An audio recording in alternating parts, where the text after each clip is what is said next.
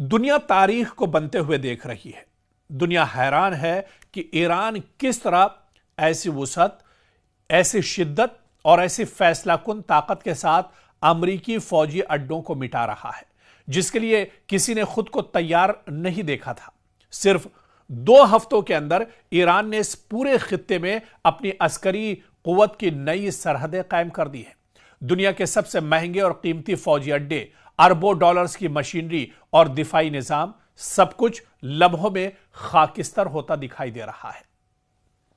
Bahrain, Kuwait, Qatar, Saudi अरब और Iraq में कायम अमरीकी फौजी अड्डे दुनिया के अजीम तरीन अस्करी मराकिज में समझे जाते हैं। इनको तामीर करने में दहाइयां लगी और खरबों रुपये एक तरह से खर्च हुए, मगर आज ऐसा महसूस होता है कि 30 बरस की फौजी सरमायाकारी धुएं के बादलों में एक तरह से उड़ती हुई नजर आ रही है।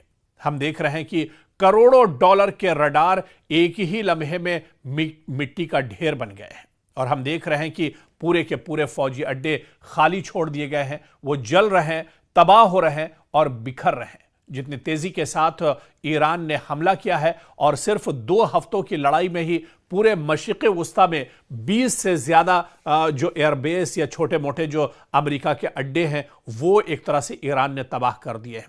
और ये बहुत बड़ा झटका दरअसल मिडिल ईस्ट में अमेरिका के लिए माना जा रहा है।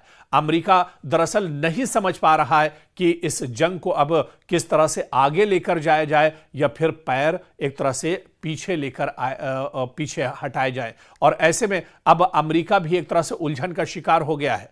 और आप देखिए कि इस पूरी तारीख में अमेरिका ने ऐसी तबाही शाज़ो नादिर ही देखी होगी। शायद सिर्फ पर्ल हार्बर का जब हमला हुआ था, इसकी मिसाल एक तरह से हो सकता है, मगर वो भी एक ही हमला था। रिवायती जंग में किसी दुश्मन ने कभी अमेरिकी फौजी ताकत के साथ वो नहीं किया जो आज एक तरह से ईरान कर रहा है। इस पर यकीन करना भी एक तरह से मुश्किल हो रहा है। सूरत हाल इतनी संगीन है कि इस जंग से मुतालिक तकरीबन तमाम मालूमात सेंसरशिप की दीवार के पीछे छुपा दी गई हैं। अगर आप गौर करें तो हर गुजरते दिन के साथ हमें कम से कम खबरें मिल रही हैं। इजराइल और अमेरिका की तबाही क्या हो रही है, क्या कुछ नुकसान पहुंच रहा है, ये खबर भी हमें सही तरीके से नहीं मिल पा रही है। और आप देखिए कि जो सच्चाई है वो अब दुनिया के सामने निकल कर आ रही है कि दुनिया की सबसे बड़ी फौजी ताकत, जिसकी फजाई कुव्वत को सबसे बरतर कहा जाता है, और ईरान के आसमान पर अमरीकी बरतरी का कोई वाज़ेह निशान नहीं है।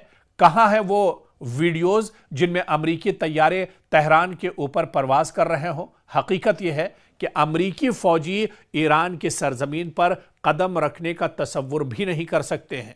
और यही वजह है कि जब खबर इससे पहले भी आई थी कि अमेरिका ने ये कोशिश की थी, उसने एक प्लान बनाया था कि उसके कुछ फौजी ईरान के अंदर ज़मीन पर उतारे जाएं, लेकिन जैसे ही अमेरिका के फौजी ज़मीन पर उतरे, उन्हें जो पासदारानी इनकलाब हैं, उन्होंने फ़ौरन एक तरह से अपनी गिरफ्त में ले लिया था। और बाकायदा इसका जिक्र भी ईरान ने किया था। ईरान की तरफ से इस खबर की एक तरह से तस्दीक भी हुई थी।